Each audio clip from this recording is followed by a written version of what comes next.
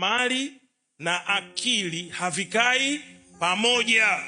Leo unakuta viongozi wa dini hadi wanadharauliwa, hawaheshimu viongozi wa dini kwa sababu tayari akili zao zimeondoka. Kiongozi wa dini ni wa kuheshimiwa vibaya mno, maana ni mbadala wa Mungu. Na hii sizungumzi mimi tu, kiongozi yoyote wa dini ukimwona amesogea mbele ya uso wako, jua huyu ni kiongozi wa nini? Wa dini, bila kuangalia ni dini gani, ili mradi ni nini? Ni kiongozi wa dini.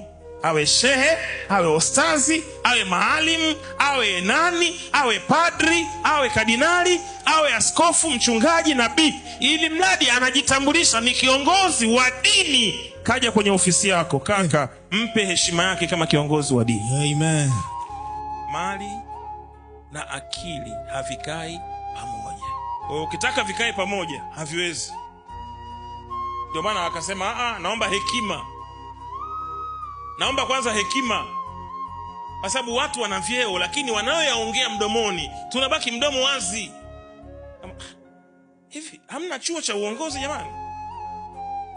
Mimi ningekuwa na mamlaka ya kushauri watu wakanisikiliza, hata wabunge, ungekuwa na nini? Na kozi maalum ya wabunge. Kozi kabisa, kozi maalum kwa ajili ya waheshimiwa wabunge. Hana kuna vitu wanaongea mpaka unasema hivi ni au karogwa huyu? Yaani unajiuliza mara mbili.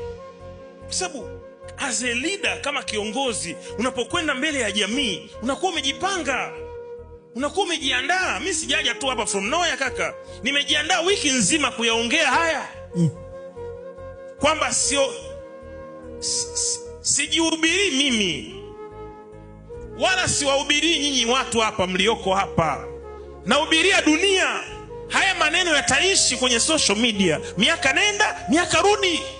Kwa hiyo kila atakayekuwa anaingia kwenye social media atayakuta maneno ya IPM, atayapima kwa uzito ulio mkubwa.